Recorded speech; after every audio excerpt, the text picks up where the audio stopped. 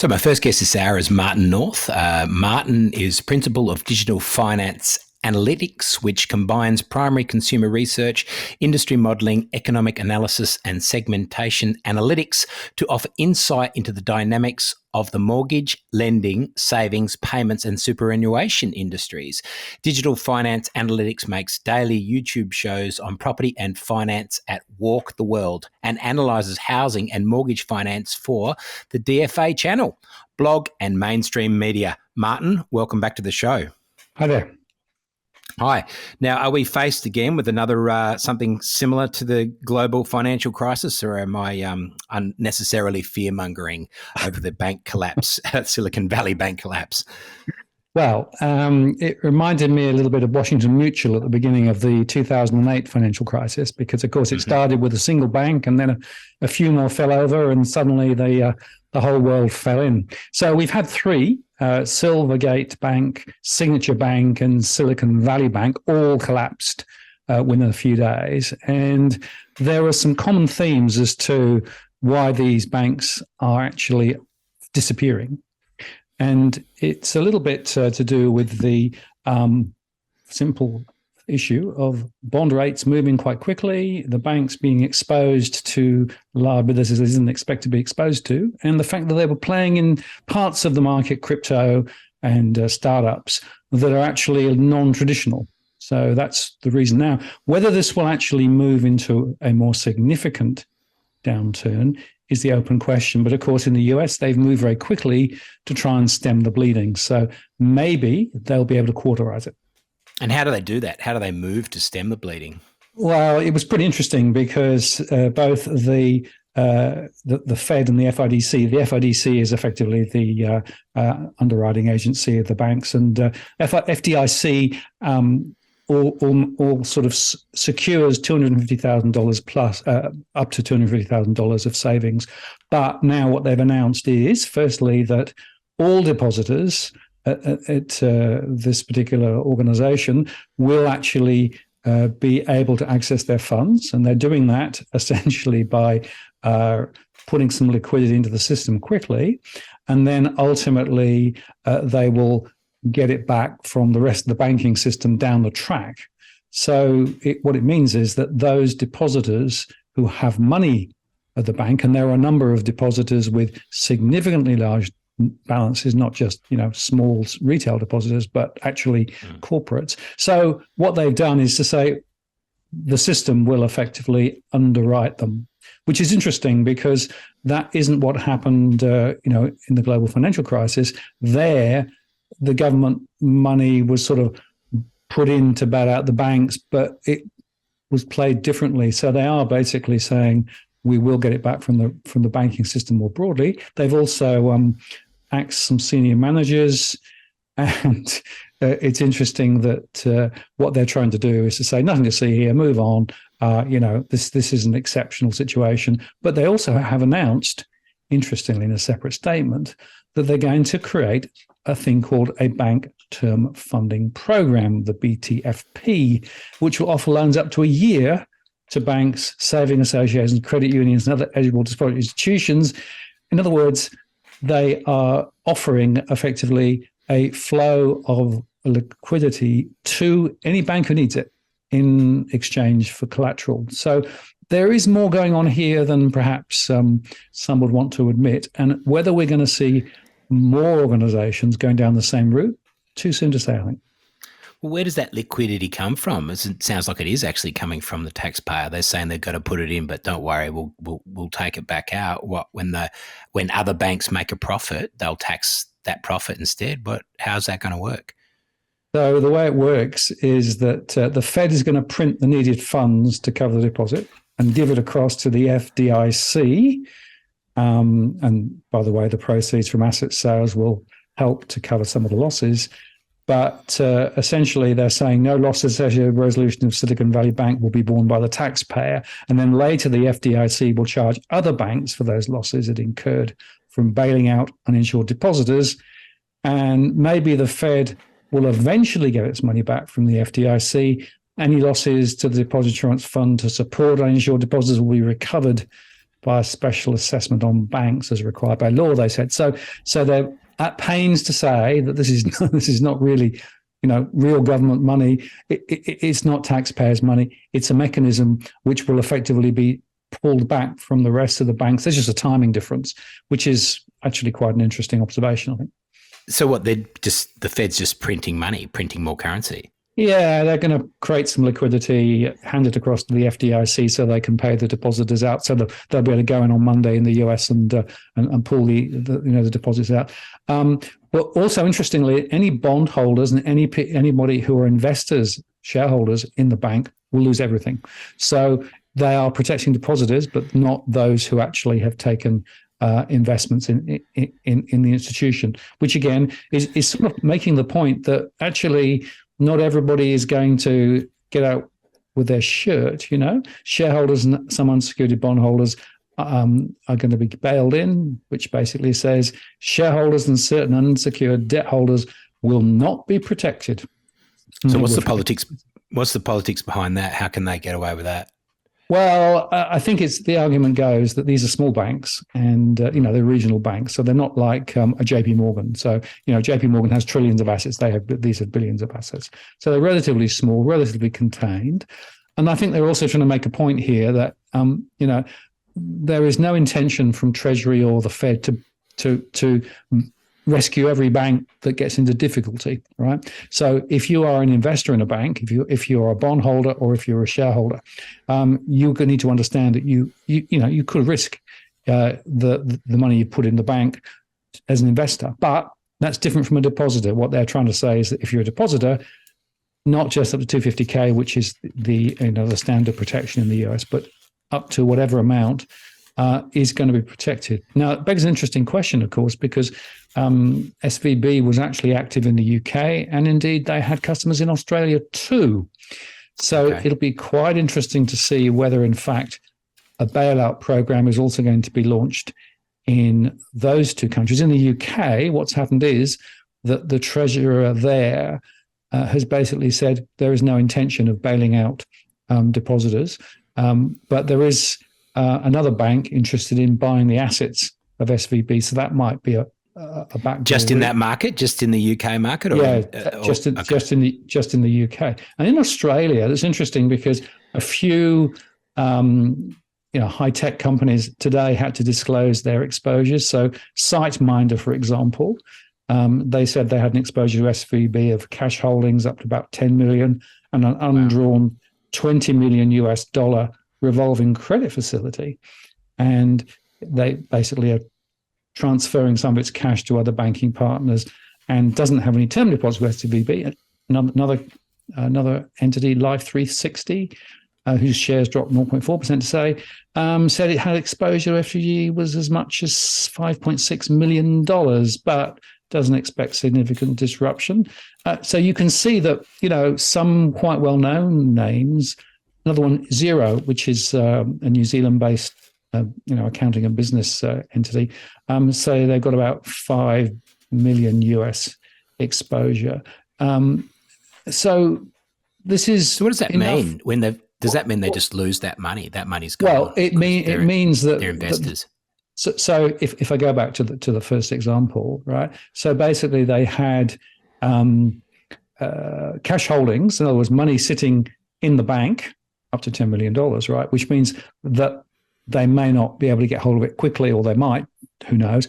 And then they also had an undrawn facility. In other words, there was a revolving credit facility, which now is no longer there. So from a cash flow perspective, and this is the thing that is worrying a number of people around the world, a lot of these high-tech companies don't make a huge amount of revenue, so they are requiring all the time additional cash flow to be able to actually maintain their business.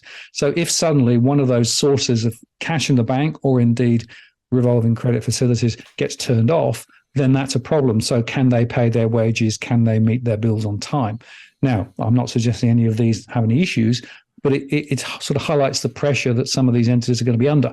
So the reason that SVB was so very much interesting for these organizations was because they specialized in supporting fintech startups, and they claimed that they had good systems and processes and understood the needs of these high-tech companies. But obviously, when things go wrong, they can go very wrong. So what caused this run in the first place on the SVB? Well, I think the way it worked was that they were funding themselves with bonds. And then, of course, the cost of the bonds went up a lot. So what it basically meant was that they had a run on their own capital reserves because of the movement of the bond. They then tried to raise additional capital, and they were unsuccessful in doing that. And that basically tipped them over into being illiquid and effectively out of capital. And that really was what triggered it. So you could argue that the root cause was all the free money that was given through the global financial crisis and beyond, and through COVID and beyond. Interest rates were taken very low, and the Federal Reserve and other central banks did quantitative easing and flooded liquidity into the system, and everybody could get loans for almost nothing. And then they started tightening interest rates. We've had strong interest rate rises here and in the US and in the UK and other places too. And so what that has done is that's pushed the pressure up in terms of the cost of capital for a lot of these banks. And so there's a mismatch between the movement of their bond costs and the needs that they have in terms of paying out to depositors. And then, of course, as soon as the rumor starts about, this bank may be in some difficulty, then you have a classic bank run. That's what we had. You had people at the end of last week rushing to the bank to try and pull liquidity out. And no bank can stand 100% of its depositors all knocking on the door the same day saying, give me your money, because by definition, it's a leveraged situation. So they hold a proportion in accessible cash. They have to do that under the ratios. But the assumption is that not everybody's going to knock on the door on the same day. And a classic bank run is when suddenly confidence goes out the window, and at that point, depositors come running and saying, "Give me the money," and that's when it gets difficult because the bank simply can't. Yeah, of course. So that's what the Fed has to do now. Don't they have to be really careful of that? That's infectious, that idea of running on the bank. So they've got to really put a stamp on that. So do we trust what they're saying, or is that just? So it's a very interesting question because if you go what, I'm going to give you time to cogitate it, because I'm just going to go to news headlines and be straight back with you, Martin North. You're listening to TNT Radio. So Martin, Janet Yellen and the Fed actually just calming the market by saying this is fine, there's nothing to worry about here, or do we trust them, or are they just doing that as a matter of course of what they have to do because they don't want to see, like you said, a run like we saw in 2008? Well, what is clear is that if Contagion starts, it's very hard to tame it. It's like a bushfire. Once it starts, it gets out of hand very quickly.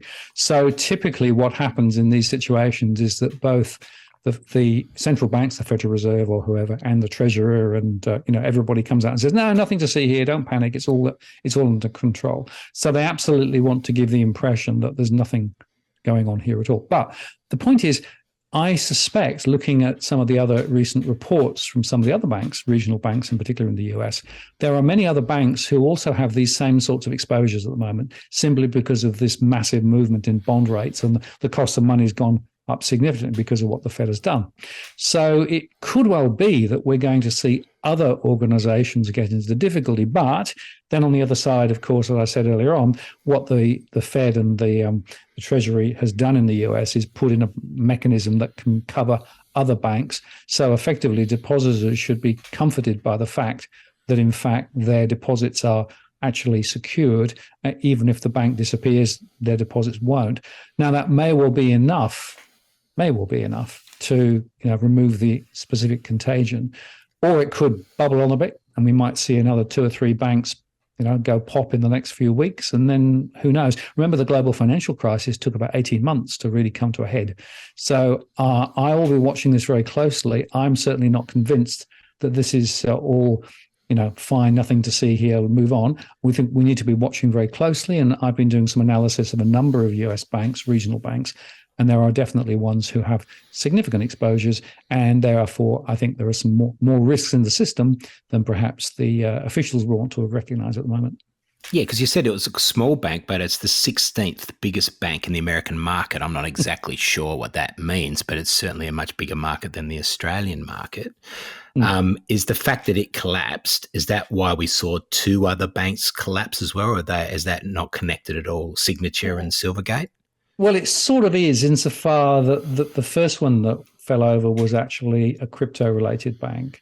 And of course, crypto is probably the most unstable part of the market. But there was also some cross exposures between those crypto exposures and SVB and others as well. So it's all connected to the excesses of free money and the falls in the crypto market in recent times and the rise in interest rates. So it's a complicated set of relationships. I'd also make the point that the disclosures for smaller banks are actually much less coherent than for the big banks. So whilst the structure of regulation for the few biggest banks in the US are very clear and there's a lot of reporting and a lot of transparency, many of these smaller organizations are much less transparent. So it's very hard to really know what precisely is going on. And as you say, it's a reasonably large bank in the scheme of things. It's just that relative to the likes of JP Morgan, it's a minnow. But if you add these banks up, and there are probably 120 or something in the US that I think potentially have some exposures that are unusual, then the question is, what's the gross sum of all those exposures? And if they all try to manage it at the same time in the same way, is that going to put more pressure on funding? Is it going to put more pressure on the financial system? And then, of course, the other question is we've got the Federal Reserve coming out in a week or two with its next interest rate move, which is probably up. The question is, will they still go with 50 basis points, or will the Fed now backpedal a little bit in the light of this? Not sure, but, it's early days yet. Like I said, I'll be watching this over the next few weeks and months because I'm not as convinced as some that this is all fixed and we can go back to business as normal. You talk about the increase in interest rates. Isn't that part of the problem, though? And surely that their printed money to get around this will only fuel that inflation. And is that not something to be concerned about? Well, yeah. So if you think about it, the Federal Reserve has been doing quantitative tightening for the last few months. In other words, they've been taking liquidity out of the system. What are they doing now? They're actually printing money to be able to put it back into the system with a specific aim in mind. So it's not, broad-based, but nevertheless, you could argue that actually. But it's always with a specific aim. It's always with a specific aim in mind, isn't it? So it's fine this time. It's fine last time. It was fine the time before. When is it no longer fine? I can't even tell you what the American debt is. I can't pronounce that figure. I can't. It's too big. It's way too big. Yeah. And look, the fact is that we've got ourselves in the situation where the central banks, think that they've got a solution to every problem that comes up. But the solution is always print more money, flood the system with liquidity, and she'll be right. But that makes the debt go bigger. And as you said, the debt's huge already. It's probably the biggest debt in the world. We've got more debt everywhere than we've ever had. So that's part of the problem. And of course, the problem with this amount of debt, as interest rates go up, the cost of that debt goes up. And that's the real problem we've now got, because effectively this debt burden that's been created by bad central bank policy for the last 40 years or so, it has created this debt overhang. And the only solution is to keep doing more of the same. But of course, that doesn't solve anything. That just kicks the can down the road a little bit. And every time we get a bank crisis, a bank run, a failure, and they print more, they're stoking the inflationary fires and they're lifting the debt even more. And that's a problem, because I don't think there's a way out of this. This is a cul-de-sac that central banks have got us into. And I don't think they're going to actually necessarily get us out of this cul-de-sac anytime soon, which isn't good for ordinary people. Well, does it go back to the bailout too of 2008, where they were just bailed out? There sort of wasn't really any. I'm sure there was some consequences for certain people, but there wasn't really the full catastrophe that it was supposed to be, because public money bailed out the private sector. And so aren't we seeing that now as a result of having no consequence, where we're back, like you say, in that cul-de-sac again? Wouldn't things be different if it had been different in 2008? So I think that's right. So basically, what's happened is that the assumption now from the markets is that we'll always get bailed out by the Federal Reserve or other central banks, and that means that you then take more risks, and you then assume that you will always find a way out, and that means that you've actually market-based capitalism no longer exists because it's controlled and it's actually supported by the Federal Reserve throwing more liquidity in. So in other words, risk is enhanced. And the winners are those with those big investment portfolios and those assets. The losers are ordinary householders and businesses across the world who end up paying more for those loans than they should and fighting higher inflation. That's the problem. So there's actually a wealth transference going on. And I think the central banks are part of the problem, not part of the solution. And as corporations in the banking sector will be part of it, move towards the philosophy of ESG, environmental social governance, with an emphasis on sort of social justice in the marketplace, will this not just be a sign of more things like this to come? Well, certainly central banks are starting to express opinions about what you should and what you shouldn't be doing as a financial institution with regard to ESG and those things. And they are looking to broaden their mandates. Now, my argument is they've not done a great job with the mandate they had, and now we're actually giving them additional powers, additional mandates, and then you can talk about central bank digital currencies. All of these things are giving central bankers ever more accountability, responsibility, and power to do things. But I actually don't think necessarily that they're actually very, very well qualified to do some of these things. And, again, we're in that cul-de-sac. So far, I don't see an exit sign. And so, and I'll finish on this. Our treasurer, Jim Chalmers, says that we're not exposed to this latest collapse. Do we take his words at face value there? Well, according to the market disclosures from a number of corporates in Australia, that's not true. So, as I said to you, a number of Australian companies have disclosed specific exposures to Silicon Valley Bank. How serious, of course, we'll have to wait and see. But I guess it's a matter of consequence. What he means is that won't have a significant consequence on the Australian market. Is that the case? Well, some of the share prices dropped quite a lot. We'll see. Okay. Martin North, so thanks so much for your insight. You're listening to TNT Radio.